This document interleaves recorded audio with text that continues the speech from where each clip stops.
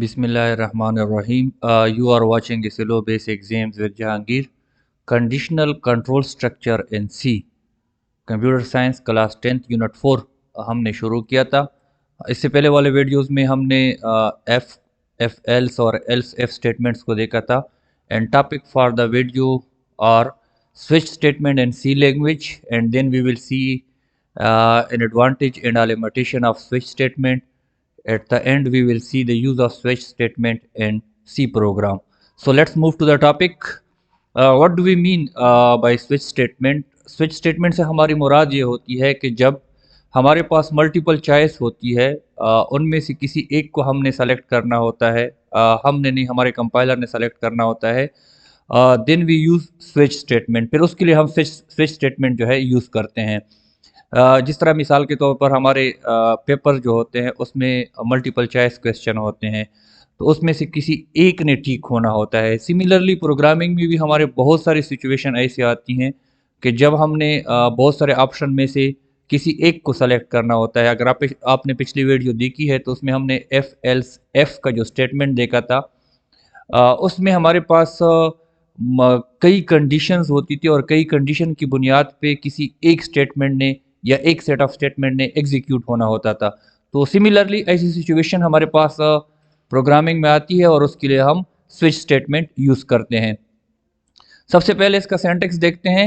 इसके सिंटैक्स में हमारे पास स्विच और उसके आगे पैरेंथेसिस में कोई expression, it may be a variable, कोई वेरिएबल भी हो सकता है, एक्सप्रेशन भी हो सकता है।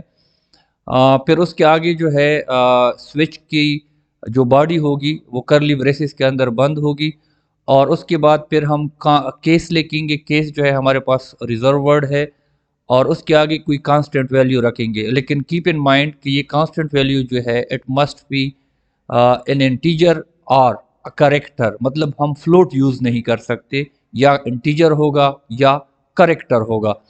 फिर उसी के साथ कॉलन के साथ ये केस का जो वो है केस का पूरा वो स्टेटमेंट है वो ख़त्म हो जाएगा और उसके नीचे स्टेटमेंट्स होंगी। फिर उसके बाद हम ब्रेक लगाएंगे।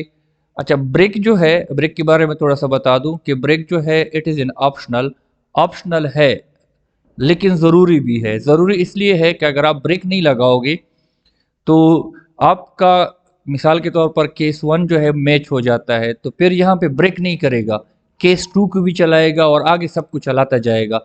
तो ब्रेक का मतलब यही होता है कि अगर केस 1 मैच हो जाता है, केस 1 के स्टेटमेंट एग्जीक्यूट हो जाते हैं, तो यहाँ पे ब्रेक हो जाता है और आपका स्विच जो है वो ख़त्म हो जाता है। स्विच से आगे वाले जो स्टेटमेंट होंगे आपके प्रोग्राम में फिर वो चलेंगे। इसी तरह केस 2, केस 3 या मतलब जो भी आपने वेरिएबल में या इंटीजर में या करेक्टर में आपने नाम दिए हैं वो एग्जीक्यूट होंगे। अगर आपका कोई भी केस मैच नहीं होता तो उसके लिए हम डिफ़ॉल्ट का लफ्ज़ कीवर्ड या रिजर्व वर्ड यूज़ करते हैं और उसके नीचे कुछ स्टेटमेंट लिखते हैं। बट डिफ़ॉल्ट जो है it is also an optional. अगर आप यूज़ नहीं करोगे तो सिर्फ ये होगा कि अगर कोई केस मैच नहीं होता तो स्विच जो है वो बग़ैर कुछ दिखाए ख़त्म हो जाएगा। और डिफ़ॉल्ट हम इसलिए रखते हैं ताकि अगर कोई मैच ना हो जाए तो हम यूज़र को कोई मैसेज वगैरह डिस्प्ले करके दिखा दें। यही बातें मैंने यहाँ पे लिखी भी हैं कि switch is a reserve word, may have expression और variable in parenthesis, expression should be of type int, char but not float. Based on the value of expression और variable one of the case is executed. अच्छा, इसमें सबसे पहले जो switch जब evaluate होना शुरू होता है तो यहाँ पे एक्सप्रेशन से जो वैल्यू आती है या वेरिएबल की जो वैल्यू होती है वो केस के साथ चेक होती है कि कौन से केस के साथ ये मैच होती है। Break is use to exit from switch statement for after executing a case. ये तो ऑलरेडी मैंने बता दिया कि ब्रेक हम इसलिए लगाते हैं ताकि अगर कोई केस एग्जीक्यूट हो जाए तो उससे के बाद जो है स्विच वो ख़त्म हो जाए। If no case match default keyword are executed. अच्छा, now let's see an advantage and a limitation of switch statement. इसका एडवांटेज क्या है कि इसने प्रोग्राम के लॉजिक को बहुत सिंपल और इजी कर दिया है। प्रोग्राम समझने में बहुत सिंपल सी बात है। पहले हमारे पास अगर हम एफ एल्स एफ की बात करें तो एक कंडीशन लगाओ वो मैच ना हो, तो फिर दूसरा लगाओ वो मैच ना हो, फिर तीसरा लगाओ वो मैच ना हो। तो इससे आपका प्रोग्राम का जो लॉजिक है इट बिकम्स क्वाइट कम्प्लेक्स, थोड़ा सा कम्प्लेक्स हो जाता है, समझने में थोड़ी सी मुश्किल होती है कि अब किस जगह पे कौन सी कंडीशन ने क्या किरदार अदा करना है। लेकिन स्विच में मजे की बात यह है कि बस सिर्फ केस ने मैच करना है, जो भी केस मैच हो जाए वो एग्जीक्यूट होगा। So it makes the logic of program simple and easy to understand. उसके बाद हमारे पास अगर हम स्विच की लिमिटेशन की बात करें तो we can not use relational operators. इसमें हम चीज़ों को कंपेयर करके नहीं दिखा सकते। Less than, greater than, equal to, not equal to and similar things जो है ना वो हम स्विच में नहीं कर सकते, ये इसकी लिमिटेशन है। So let's see the use off switch in C program. Program number one, that is write a program that take a number from user and tell either it is one or two. If not both of these, then tell it's not one or two. इस program में क्या है? इस program में हम एक user जो है, यूज़र से एक नंबर लेगा और नंबर लेने के लिए वी यूज़ स्किन एफ। तो हम प्रिंट इफ के ज़रिए एक मैसेज देते हैं कि गिव अ नंबर या इंटर अ नंबर। तो उसके बाद यूज़र जो है ना स्किन एफ के ज़रिए यूज़र से एक नंबर लेंगे और फिर उसके बाद स्विच के ज़रिए ऊपर हम जो वेरिएबल हमने लिया होगा नंबर, उसको एन या जो भी नाम आपने दिया है, स्विच के आगे पैरेंथेसिस में वही लिखेंगे। जब यूज़र एंटर करेगा, अगर उसने 1 और 2 मैच की तो केस 1 के साथ मैच हो जाएगा, अगर 2 एंटर की तो केस 2 के साथ मैच हो जाएगा। अगर उसने 1 2 के अलावा कोई और हैंसा एंटर किया तो हमने पीछे जो है डिफ़ॉल्ट यूज़ किया होगा, ताकि वो जो है मैसेज दिखा दे कि ये 1 और 2 नहीं है। इस प्रोग्राम को देखिए, hash include studio dot H pre processor directive compulsory हैं, ये तो ज़रूर होंगे। एक मेन फंक्शन का होना सी लैंग्वेज में ज़रूरी है। उसके पेरेंथिस हैं, पेरेंथिस के अंदर बॉडी ऑफ द मेन है। हमने डिक्लेयर किया इंटीजर n, क्योंकि हमने एक नंबर देना है तो एक वेरिएबल हमें चाहिए होगा। प्रिंट एफ बैक स्लैश इन का मतलब हमारे आउटपुट में नए लाइन पे आएगा। बैक स्लैश टी का मतलब है कि ये थोड़ा सा फासला छोड़ेगा। इंटर इन इंटीजर, एक इंटीजर एंटर करें। कामा एन, ये गलत मुझसे हुआ है, इसकी ज़रूरत नहीं है क्योंकि ये स्ट्रिंग है। हमने से यहाँ पे अभी इनकी वैल्यू नहीं है, सिर्फ स्ट्रिंग है, तो हम स्ट्रिंग यहाँ पे दिखाएंगे। अच्छा, स्कैन एफ परसेंट डी का मतलब ये है कि इस फॉर्मेट स्पेसिफायर है कि आगे जो हम वैल्यू देंगे वो इंटीजर टाइप की होगी।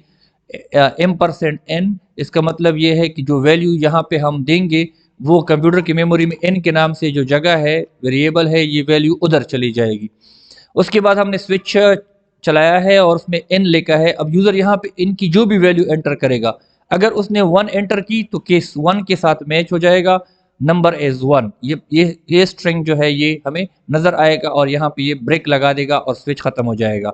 अगर यूज़र ने 2 एंटर की तो ये स्ट्रिंग जो है नंबर इज 2, ये स्ट्रिंग हमें नज़र आएगा आउटपुट में, ब्रेक हो जाएगा और आपका स्विच स्टेटमेंट ख़त्म हो जाएगा।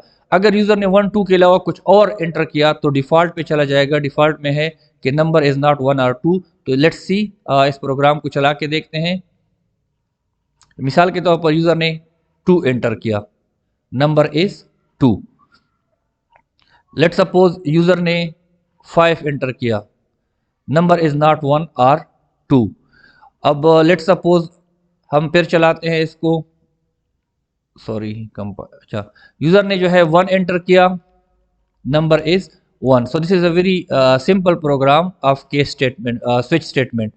अच्छा, उसके बाद दूसरा प्रोग्राम है write a program that take grade from a student and prints a message. इस प्रोग्राम में क्या है कि हमने यूज़र से ग्रेड लेना है and grades are normally in ABCD letters या अल्फ़ाबेट की सूरत में हमारे पास होते हैं। और इसमें हम फिर क्या यूज़ करेंगे, वेरिएबल करेक्टर टाइप का वेरिएबल इस्तेमाल करेंगे जो कि यूज़र से ग्रेड लेने के लिए होगा और वो उधर रखेगा और फिर जो है स्विच के ज़रिए उसको मैच करेगा कि कौन सा ग्रेड जो है उसके साथ मैच होता है और अकॉर्डिंगली हमने कोई मैसेज लिखा होगा। मिसाल के तौर पर एक के लिए हम लिखते हैं एक्सीलेंट, इस तरह आपने मैसेज लिखे होंगे तो वो जो है दिखाएगा। Let's have a look, program को देखते हैं। अच्छा, दिस इज प्रोग्राम, यहाँ पे hash include studio dot H print F और स्किन एफ के लिए बहुत ज़रूरी है। लेकिन साथ में ये मैंने यहाँ पे अगर आपको नज़र आ रहा है, इसको मैंने कमेंट किया है और कमेंट जो है कंपाइलर जो है उसको चलाता नहीं है, उसको प्रोसेस नहीं करता। लेकिन मैं ट्राई कर रहा था गेट 4 को कि ये काम कर रहा है कि नहीं, एंड इट वाज वर्किंग। अच्छा, उसके लिए मैंने हैश इंक्लूड कनोयो डॉट एच जो है ना वो इंक्लूड किया है मेन।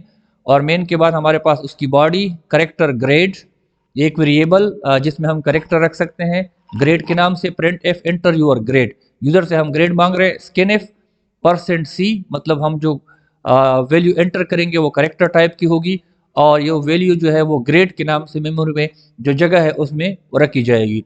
स्विच ग्रेड, अब यूज़र जो भी ग्रेड एंटर करेगा वो चेक करेगा, अगर यूज़र ने ए एंटर किया तो एक्सीलेंट शो करेगा और ब्रेक होकर स्विच खत्म हो जाएगा। अगर यूज़र ने बी एंटर किया वेल डन, ब्रेक हो जाएगा और ख़त्म हो जाएगा। सी गुड, ब्रेक हो जाएगा। और इसी तरह डी और एफ, अगर एफ होगा पुअर परफॉर्मेंस। तो ये यहाँ पे हमने डिफ़ॉल्ट यूज़ नहीं किया, अगर इसके अलावा यूज़र कुछ और एंटर करेगा तो हमारा स्विच ऐसे ही ख़त्म हो जाएगा।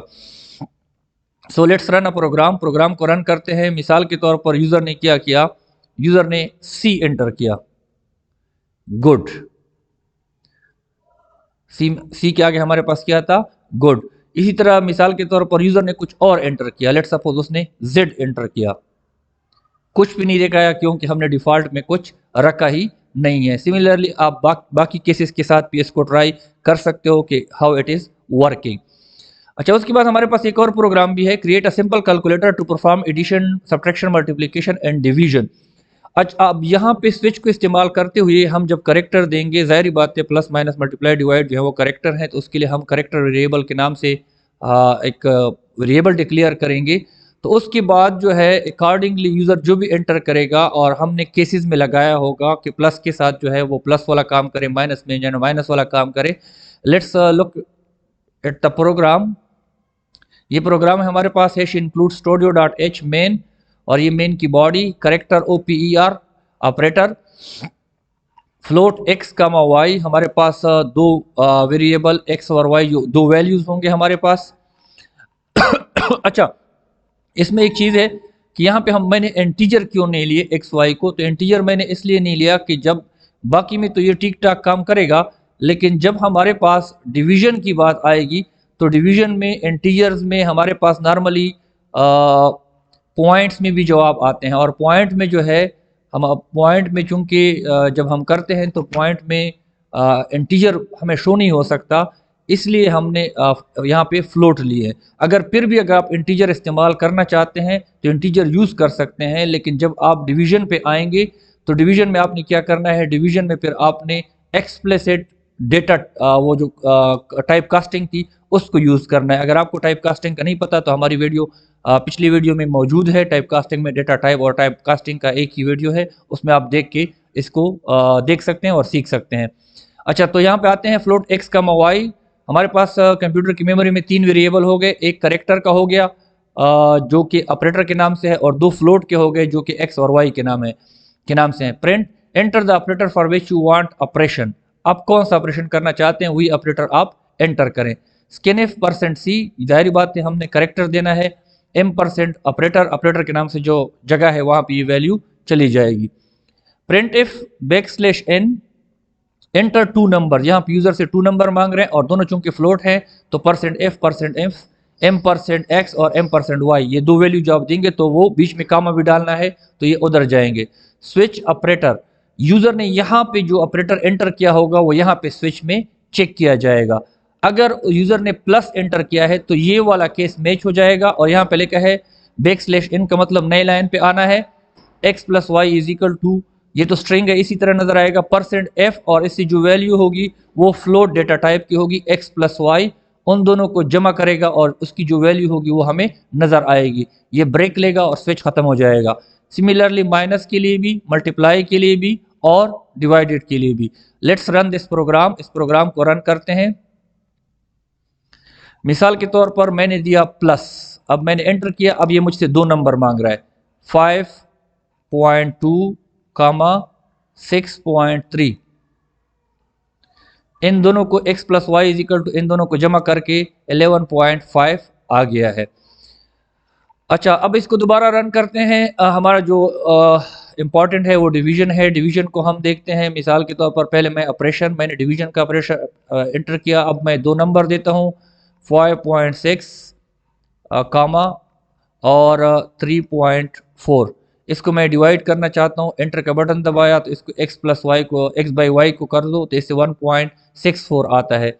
सो आप बाकी ऑपरेशन भी खुद ट्राई कर लें। आई डू होप कि आपको समझ आई होगी। ये वीडियो यहीं तक थी। Thanks for watching. Any question can be asked in comments. If you want to suggest something for the improvement of video और content, it will be highly appreciated. हमारा सिलसिला जारी रहेगा। मिलते हैं इंशाल्लाह नेक्स्ट वीडियो में। अपना बहुत ज़्यादा ख्याल रखिएगा। अल्लाह हाफिज़।